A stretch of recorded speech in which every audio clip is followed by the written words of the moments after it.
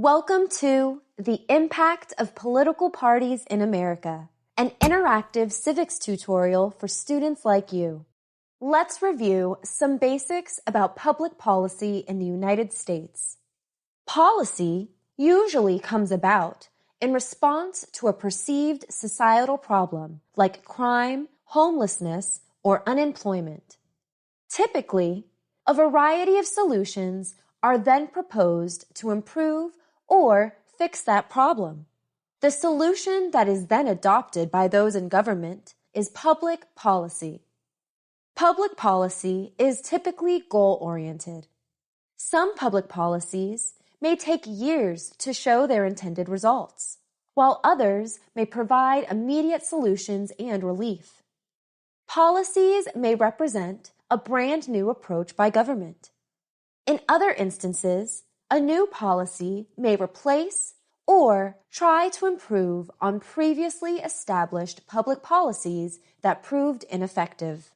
You've probably heard the terms Democrat or Republican used to refer to those who belong to political parties. Let's start by defining what a political party is exactly. A political party is an organization, a party in the sense of being a group of people. These organizations are technically not part of our government. Nowhere are they mentioned in the Constitution, for example. People who join a political party tend to share similar views about how government power should be used. So party members are likely to favor the same kind of public policies. Party members work together to coordinate the efforts of candidates to compete in elections. The Democratic Party, for example, promotes and raises money for Democrats to try and put as many of them in government positions as it can. The Republican Party does the same for its candidates. Now, let's focus on the political parties of the United States. The U.S. has what is called a two-party system.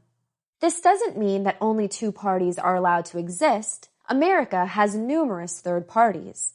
But for a variety of reasons, two major parties have always dominated the politics of the United States. When he left office, America's first president, George Washington, warned his fellow citizens not to form political parties. He worried that party politics would divide the nation.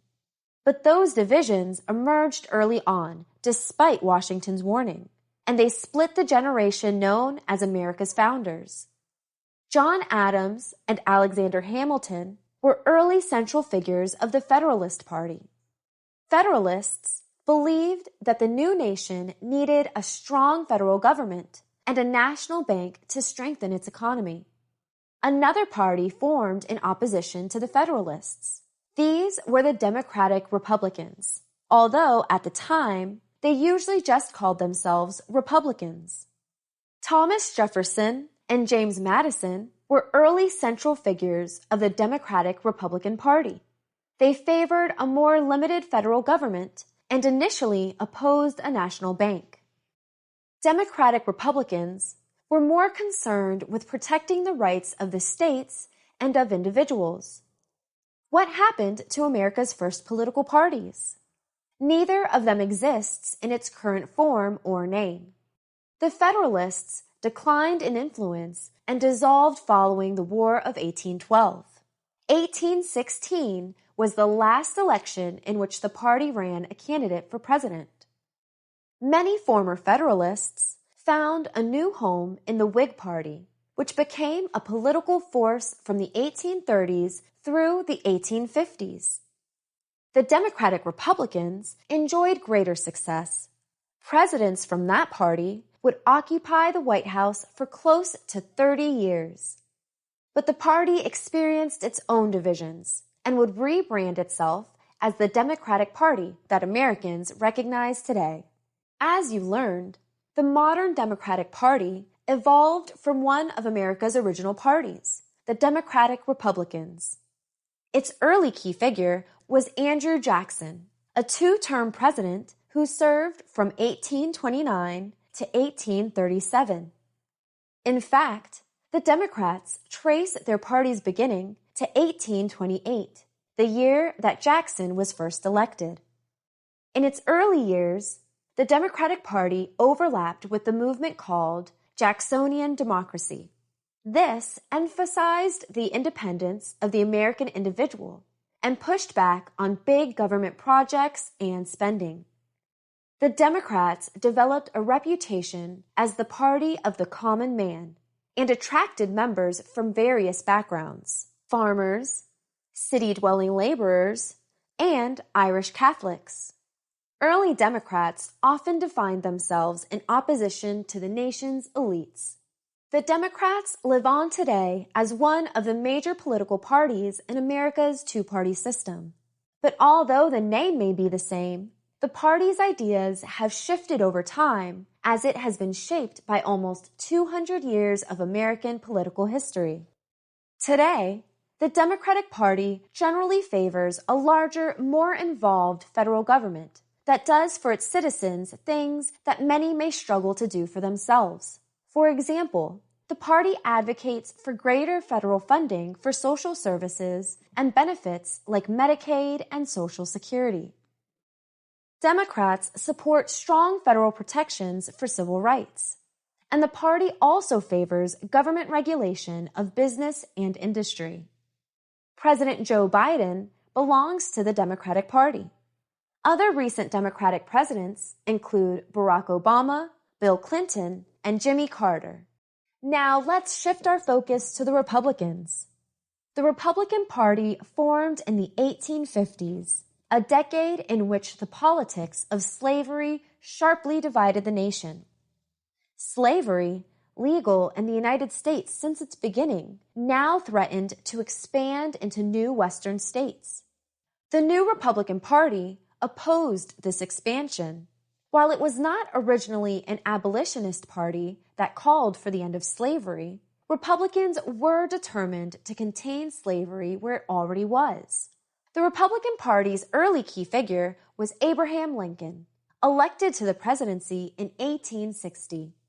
Once the Civil War began the following year, Lincoln's Republican Party became the party of the Union. They ended secession and restored the United States at great cost. After the Civil War and the end of slavery, the Republican Party became known for its commitment to civil rights, helping freedmen, formerly slaves, adapt to their new roles as citizens. As with the Democrats, the Republican Party has evolved over more than 150 years as one of America's two dominant political parties. Today's Republican Party generally favors a smaller, less involved federal government. Instead, Republicans tend to prefer more decision-making on the state and local levels. The party also advocates for greater local control over how federal funds are spent, especially in areas like healthcare and education. Republicans favor fewer regulations on the economy and, in general, place greater emphasis on individual decision-making rather than government intervention to solve society's problems. Former President Donald Trump belongs to the Republican Party. Other recent Republican presidents include George W. Bush, George H.W. Bush, and Ronald Reagan. Early in this tutorial, we reviewed public policy, solutions to problems adopted by those in government. When a political party, like the Democrats or the Republicans, controls one or more branches of government, especially the presidency or Congress, it has a chance to implement public policy that follows its party's vision. On this slide, you can see several examples of policies introduced and implemented by the Democratic Party during times when the party's electoral success gave it the power to influence government. In the 1930s, the wide-ranging series of government programs and projects called the New Deal was a Democratic President Franklin D. Roosevelt's response to the Great Depression, a global economic catastrophe. New Deal reforms aimed to provide three things for Americans: economic recovery, relief for the unemployed and the poor, and a reform of the financial system to prevent future depressions. The New Deal created jobs and established a safety net of social services for American citizens, including Social Security. Originally proposed by Democratic President John F. Kennedy before his death, the Civil Rights Act of 1964 was signed into law by another Democrat, President Lyndon B. Johnson. This landmark piece of legislation largely ended the racist era of Jim Crow. It outlawed the discrimination in public places on the basis of race, color, and religion. The act also prohibited racial discrimination in the workplace. It was the most significant piece of civil rights legislation since Reconstruction. In 1993, President Bill Clinton took office during an economic downturn or recession. In an effort to improve the economy, Clinton signed the Tax Reform Act into law that same year. The act aimed to reduce the federal deficit when the government spends more than it takes in the form of taxes. The new law raised taxes on individuals and corporations, accompanied by reduced spending. By 1994, the recession had ended, and in 1998, during Clinton's second term, the federal government produced its first budget surplus in decades. Race to the Top was a $4.35 billion grant from the U.S. Department of Education to the states. To receive the grant money, states needed to compete with each other to pursue educational reforms. The grant began in 2009 as part of the American Recovery and Reinvestment Act, signed into law by Democratic President Barack Obama in response to the financial crisis known as the Great Recession. Race to the Top led many states to expand charter schools, adopt common academic standards, and evaluate teachers based on their performance. Now it's time to look at policies enacted by the Republican Party when it has controlled the branches of government. Like you did before, click on each policy to learn more about it and its lasting impact on our nation. During and after the Civil War, the Republican Party controlled Congress. During this time, Republicans played a key role in ending slavery and protecting the civil rights of newly freed slaves. In 1865, the 13th Amendment to the Constitution abolished American slavery for all time. In 1868, the 14th Amendment guaranteed citizenship and equal protection of the laws to African Americans. And in 1870, the 15th Amendment granted all black men the right to vote.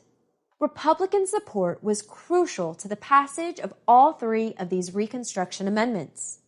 In 1958, Republican President Dwight Eisenhower signed into law an act creating NASA, the National Aeronautics and Space Administration.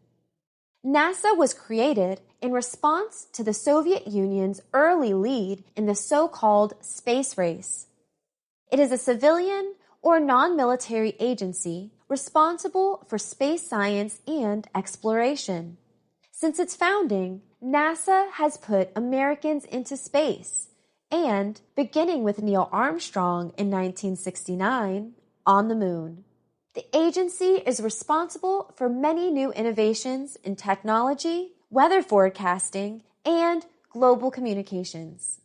In 1971, Republican President Richard Nixon declared that drug abuse was public enemy number one. Although Nixon's war on drugs continued some older policies that had been on the books for decades, it introduced new approaches. In 1973, the Drug Enforcement Administration, or DEA, was created to fight drug trafficking and distribution. Nixon's administration also launched treatment programs for those addicted to drugs. In the 1980s, Republican President Ronald Reagan escalated the war on drugs and introduced new mandatory minimum sentences for drug offenses. The result was increased mass incarceration in America's prisons, a controversial development. The war on drugs is still being waged. In 2001, Republican President George W. Bush signed into law the No Child Left Behind Act. Intended to improve American education, Nickelby, as it came to be known, held schools accountable for the educational outcomes of their students. The act focused special attention on the success of students in key groups: those in poverty, students of color, special education students, and students who spoke little or no English. School success or failure would be measured by new standardized tests. No Child Left Behind remained federal law until 2015.